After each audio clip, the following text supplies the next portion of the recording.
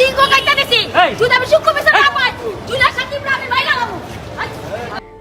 নারায়ণগঞ্জের বন্দরে ঘুমন্ত অবস্থায় স্বামী সাকিব খানের গোপনাঙ্গ কেটে দিল মাদকাসক্ত স্ত্রী শিখা। পরে তাকে উদ্ধার করে ঢাকা মেডিকেলের বার্ন ইউনিটে ভর্তি করা হয়। মঙ্গলবার ভোরের দিকে এই ঘটনাটি ঘটে। পরে আহত অবস্থায় তাকে উদ্ধার করে ঢাকা মেডিকেলের বার্ন ইউনিটে ভর্তি করা হয়। স্থানীয়রা জানান, সাকিব ও তার স্ত্রী শিখা সামাজিক যোগাযোগ মাধ্যম ফেসবুকে, টিকটক ও ইউটিউবে ভিডিও কন্টেন্ট তৈরি করেন। তারা দুজনই মাদকাসক্ত। প্রায় সময় তাদের দুজনের মধ্যেই সবসময় ঝগড়াঝাঁটি লেগেই থাকত। এলাকার লোকজন বেশ কয়েকবার মীমাংসা করে দেয়। সাকিব ও শিখার একাধিক বিয়ে হয়েছে। এরই মাঝে সাকিব নাকি অন্য নারীর সাথে অবৈধ সম্পর্কে জড়িয়ে পড়েছিল। ওর বিচি দুটা কাটলাম নাকি, বিচি দুটা কাটটা পানিতে গিল্লা খাইলাম নাকি। এই ঘটনার ক্ষোভ থেকে আজ ভোরে কোনো এক সময় ঘরের ভেতর সাকিবের গোপনাঙ্গ কর্তন করে ফেলেন তার স্ত্রী। মদনগঞ্জ পুলিশ ফাঁড়ির উপপরিদর্শক মোহাম্মদ রাজু আহমেদ বিষয়টি নিশ্চিত করে জানান, জরুরি সেবা 999-এ ফোন পেয়ে আমরা ঘটনাস্থল থেকে সাকিবকে বিছানায় থেকে আহত অবস্থায় উদ্ধার করি। প্রথমে একটি হাসপাতালে নিয়ে যাওয়া হয়। ওর অবস্থার অবনতি হলে উন্নত চিকিৎসার জন্য ঢাকা মেডিকেলের বার্ন ইউনিটে নেওয়া হয়। বর্তমানে বার্ন ইউনিটে সার্জারি শেষে তাকে পর্যবেক্ষণে রাখা হয়েছে। তিনি আরো বলেন, আমরা জানতে পেরেছি সাকিব খানের আসল নাম শাকিল ব্যাপারী।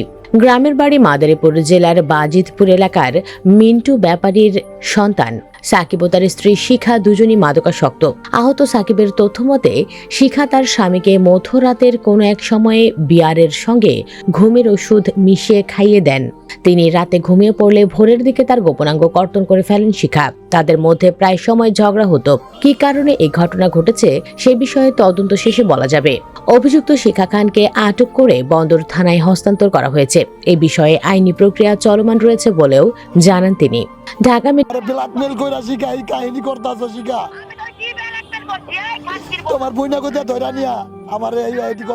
মেডিকেল কলেজ হাসপাতাল পুলিশ ক্যাম্পের ইনচার্জ পরিদর্শক মোহাম্মদ বাচ্চু মিয়া জানান, রক্তাক্ত অবস্থায় তাকে উদ্ধার করে ঢাকা মেডিকেলের বার্ন ইউনিটে নিয়ে এলে ভর্তি করা হয়েছে।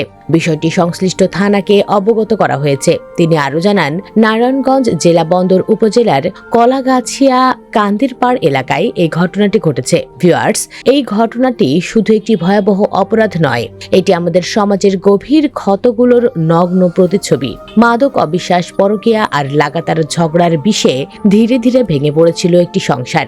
শেষ পর্যন্ত সেই বিষই রূপ নিল নির্মম সহিংসতায়। আজ সাকিব হাসপাতালে যন্ত্রণায় কাতর, আর শিখা পুলিশের হেফাজতে। দুটি জীবনই ধ্বংসের পথে।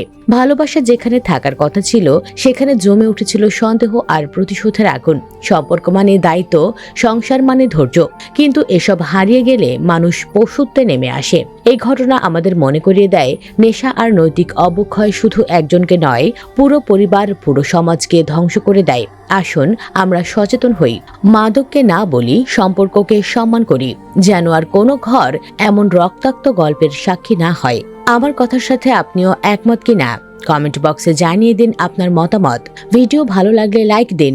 এই চ্যানেলে আজই প্রথম হলে অন্য ভিডিওগুলো দেখুন। ভালো লাগলে সাবস্ক্রাইব করুন। ধন্যবাদ।